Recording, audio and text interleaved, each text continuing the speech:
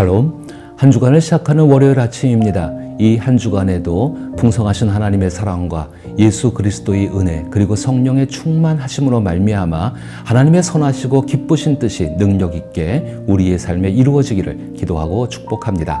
함께 읽고 묵상할 말씀은 요한복음 16장 13절과 14절 말씀입니다. 제가 읽어봅니다. 그러나 진리의 성령이 오시면 그가 너희를 모든 진리 가운데로 인도하시리니 그가 스스로 말하지 않고 오직 들은 것을 말하며 장래의 일을 너희에게 알리시리라.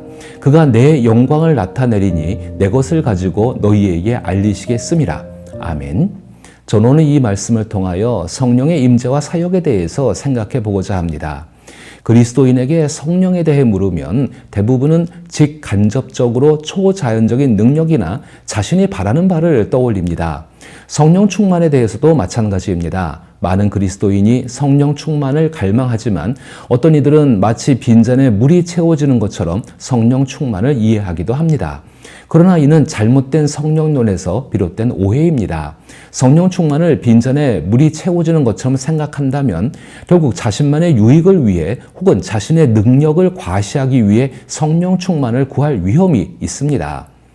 성령님께서 우리 안에 계신다는 사실 자체가 이미 우리 안에 충만히 임하셨음을 의미하며 성령님은 우리를 통해 예수 그리스도를 나타내기를 원하십니다.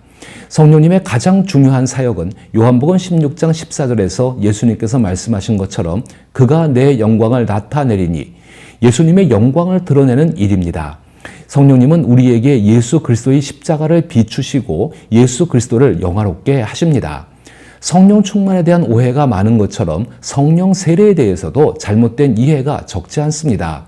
성령 세례를 마치 초자연적인 특별한 체험으로만 여기는 경우가 많다는 것입니다.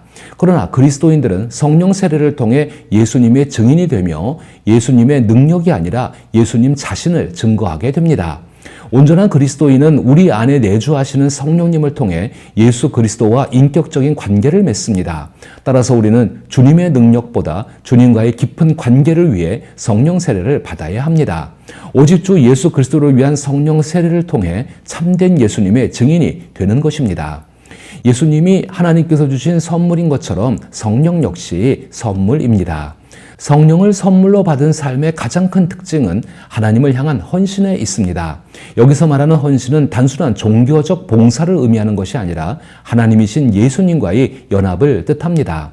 때로는 위기가 닥치기 전까지 자신이 성령님에 의해 예수님께 헌신되어 있어 예수님과 연합되어 있다는 사실조차 깨닫지 못할 때가 많습니다. 우리가 예수님과 연합되어 있을 때 자신의 체험을 과도하게 강조하지 않으며 개인적인 욕심을 위해 기도하지도 않습니다. 이는 예수님께서 아버지 하나님과 하나이신 것처럼 우리도 예수님과 하나가 되기 때문입니다. 이 모든 것을 가능하게 하시는 분이 바로 성령님이십니다. 성령님은 우리에게 주어진 선물이자 예수 그리스도 안에서 하나님의 평강과 능력 그리고 인내의 열정을 경험하게 하시는 분이십니다. 우리가 성령님에 대해 생각할 때 먼저 성령님이 임하신 사건을 떠올려야 합니다. 이를 통해 예수님 안에 계신 하나님의 평강을 깨달을 수 있으며 그 평강은 예수님을 믿는 모든 이들의 것입니다. 성경에는 성령님이 두 차례 임하신 사건이 기록되어 있습니다. 첫 번째는 예수님께서 세례를 받으실 때이며 두 번째는 오순절에 성령이 임하신 때입니다. 그러나 성령의 능력과 인격적인 임재는 동일한 것이 아닙니다. 성령의 능력은 성령께서 인격적으로 임하시기 이전에도 이미 이 세상에서 강력하게 역사하고 있었습니다. 오늘날 우리 시대에는 성령의 능력뿐만 아니라 성령님의 인격적인 임재도 함께하고 있습니다. 성령님이 처음 임하신 사건은 누가복음 3장 22절에 기록된 예수님께 임하신 순간입니다. 성령이 비둘기 같은 형체로 그의 위에 강림하시더니 하늘로부터 소리가 나기를 너는 내 사랑하는 아들이라 내가 너를 기뻐하노라 하시니라. 성령께서는 첫 번째로 하나님께서 사랑하시고 기뻐하시는 아들, 즉 인자 예수님 위에 임하셨습니다. 여기서 인자는 예수 그리스도의 위격 안에서 전 인류를 대표합니다. 예수 그리스도는 역사 속에 성육신하신 하나님이십니다. 성령께서는 예수님께서 세례를 받으실 때 예수님 위에 내려오셨습니다. 이때 예수님께서 받으신 세례는 회개의 세례였습니다. 이 세례를 통해 예수 그리스도는 이 세상의 죄를 짊어져야 할 소명을 분명히 받아들이셨습니다. 오직 예수님께서 인자로서 세상의 죄를 짊어지시는 사명을 받아들이실 때에만 모든 의가 완성됩니다. 예수님은 이사야 9장 6절에서 증언하는 대로 평강의 왕이십니다.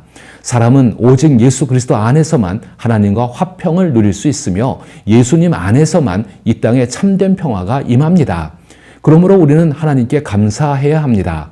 사랑하시는 아들을 통해 하나님의 위대한 평강이 하늘 아래 모든 사람의 마음과 각 나라에 임하게 되었기 때문입니다.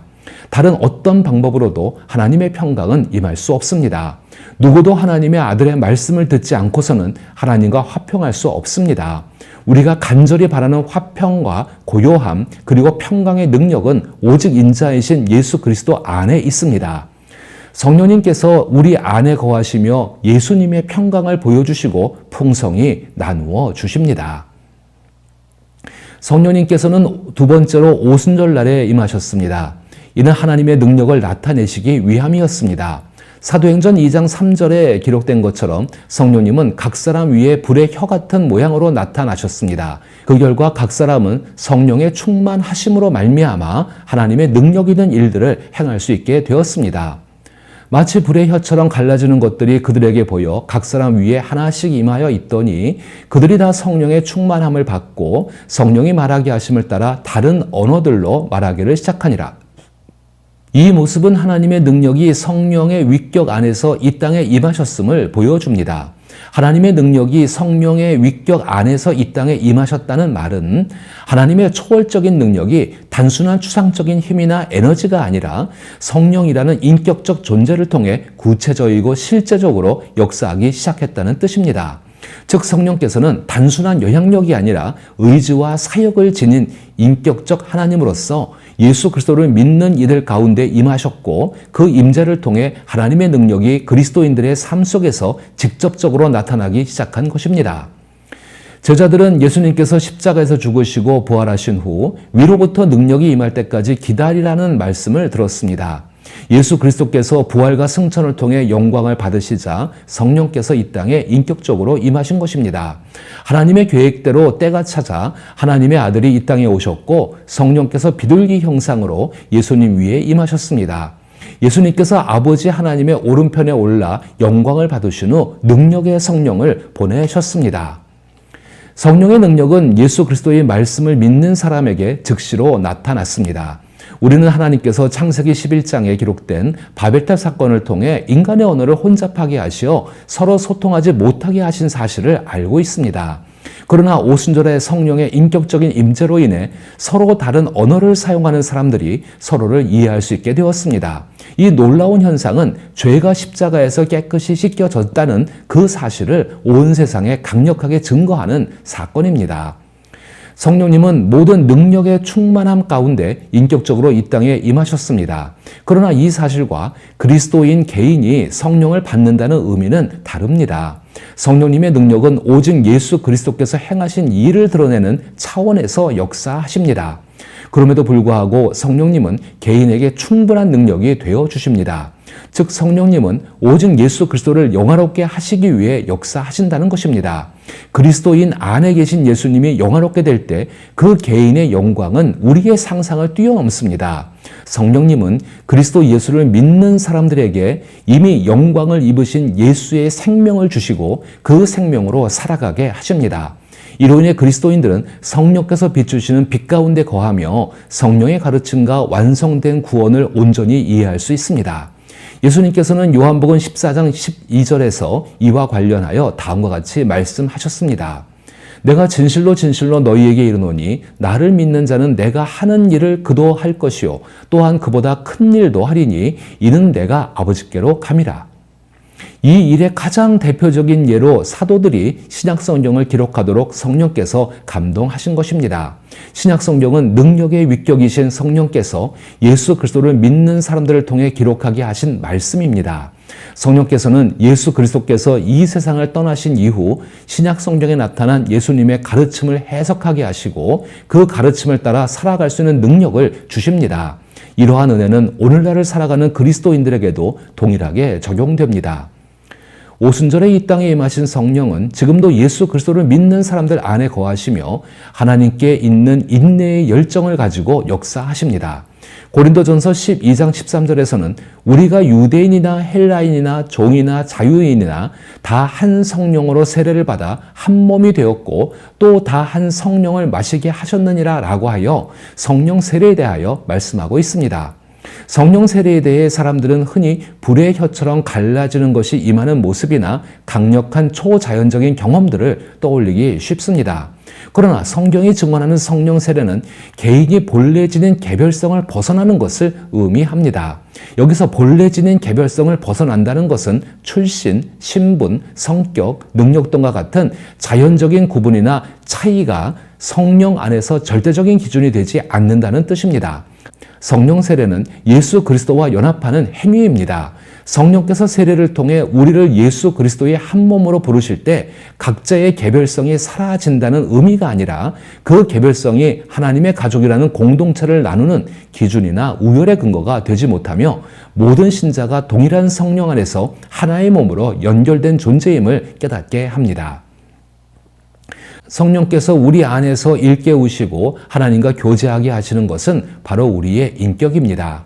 개별적인 자기 주장은 겉모습에 불과하며 예수님과 함께하는 인격적인 정체성이 진정한 핵심입니다. 성령님께서는 우리를 그리스도의 몸으로 연결하시고 세워 가십니다. 성령님은 예수 그리스도께서 이루신 모든 일들을 실제로 우리에게 적용하십니다. 예수님께서 우리를 위해 행하신 일들을 성령께서 우리 안에서 적용시키며 그 효과를 나타내십니다. 성령의 은사는 개인을 돋보이게 하기 위한 것이 아니라 예수 그리스도의 몸 전체를 유익하게 하기 위한 것입니다.